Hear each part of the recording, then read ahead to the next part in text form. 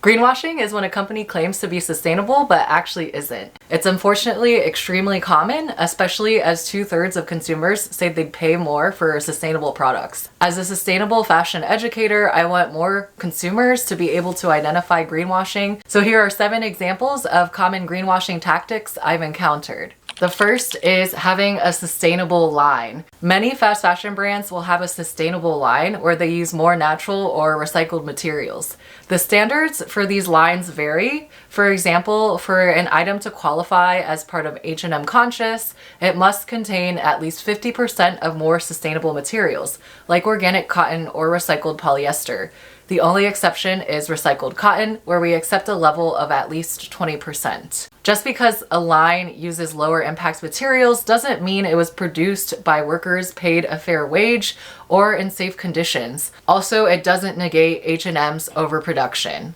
Number 2 is framing factory audits as an ethical certification. So it's important for brands to audit their factories, but many brands stop there and don't share the results of those audits. Or they'll even try to frame the audits as an ethical certification. I've seen this at least twice, especially with BSCI, which is Business Social Compliance Initiative. So Quince, for example, says products are produced in BSCI certified factories, making it seem like their factories are ethical. But BSCI is not a certification. They themselves say so on their website. It's simply a framework for auditing factories and improving business practices. Number 3 is making vague statements and promises. Shein is very clearly a fast fashion brand with well-documented human rights abuses and synthetic clothing full of toxic chemicals. They still have the audacity, though, to make hand-wavy claims like this. People are at the center of everything we do. Wherever our business has an impact, we strive to empower our customers, employees, brand partners, suppliers, and members of the larger global community to achieve their full potential.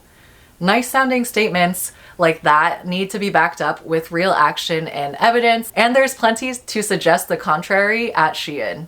Number 4 is paying for sketchy certifications. So while third-party certifications can have value, not all of them are credible. So one example is the Sustainable Apparel Coalition, which has members like Amazon and Nike, so not very sustainable. Another is B Corp, after they recently certified Princess Polly. Princess Polly is a fast fashion brand. It literally says on their website that they're the ultimate global fashion destination for trendsetters who want the latest Insta-ready, TikTok-approved, celeb-worthy looks, and they want them now. With daily drops of fresh styles, seriously fast free delivery, and easy-peasy returns, this weekend's fit is right here.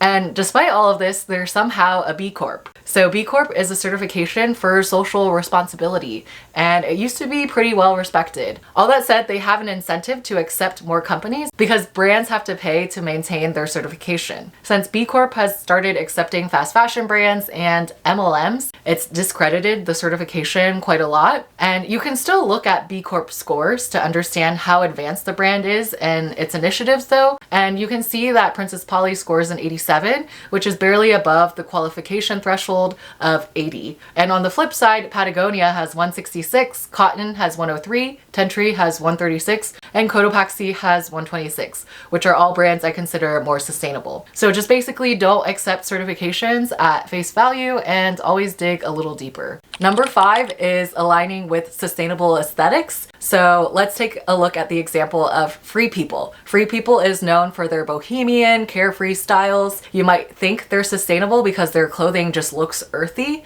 And similarly, Princess Polly, like we talked about, has partnered with vegan influencers and creators who like to thrift. So all this gives these brands a green halo effect. And unfortunately, Free People is actually owned by Urban, which also owns Urban Outfitters and Anthropologie, all of which are fast fashion brands. And Free People also uses a lot of virgin synthetics and only has vague statements about paying a living wage. Number 6 is using recycled synthetics. So recycled polyester is all the rage now, to the point where even Target now lists the percentage of recycled materials on its hang tags. And most of its clothing now uses a portion of recycled polyester. So recycled polyester, or rPET, is very controversial because it actually takes plastic bottles out of a cycle where they can be infinitely recycled. Once it's turned into fiber for clothing, it's much less easily recycled again. And recent studies have also shown that recycled synthetics shed more microplastics than virgin synthetics. And regardless, all synthetics shed microplastics, so the ultimate goal should be to make clothing from natural fibers, not incorporate a percentage of recycled synthetics.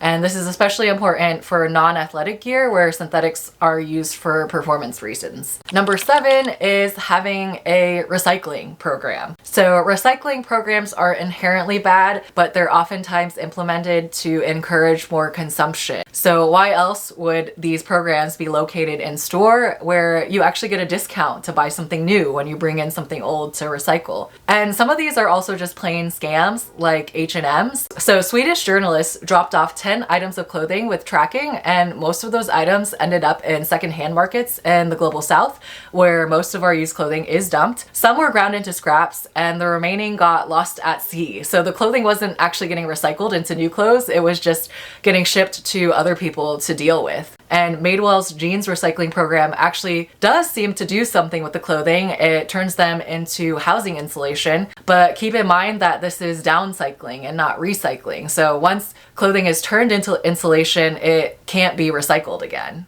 So now you know how to spot greenwashing. Here are my tips for actually avoiding it. So number 1 is to avoid major fashion brands. So unfortunately, most major businesses are greenwashing. Chances are, if you can buy it at a mall, it's fast fashion, with the exception of brands like Patagonia and Allbirds, and even then, those can be a bit controversial. Most of the clothing I personally buy are from brands the average person has never heard of. You can check out my sustainable brand directory for some suggestions. And assuming they're not drop shippers, small businesses are just way more likely to actually know their suppliers. Number 2 is to check sustainable brand directories. Before I do a deeper dive on any brand, I first look them up on ethical brand directories such as Good On You or Eco Stylist. So Good On You rates companies for their impact on people, planet, and animals. And if they're poorly or highly rated, it's a pretty easy decision for me. If they're in the middle, that's where I like to do some deeper research on my own. And I also have a guide to that as well. So number 3 is to look for meaningful measures on the brand website and on their social media. I always look at fashion brands' social responsibility and sustainability pages. I like to check if they mention using natural, organic, or recycled materials in the majority of their products, sharing information about their supply chain and how they ensure safe conditions and a living wage, anything about reducing fabric and water waste, reinvesting in local communities, caring about relevant social causes, and providing guides on clothing care. So if you all want more info, I have an in-depth guide to how I evaluate brands to avoid greenwashing. Thank you all for watching, and I'll see you next time.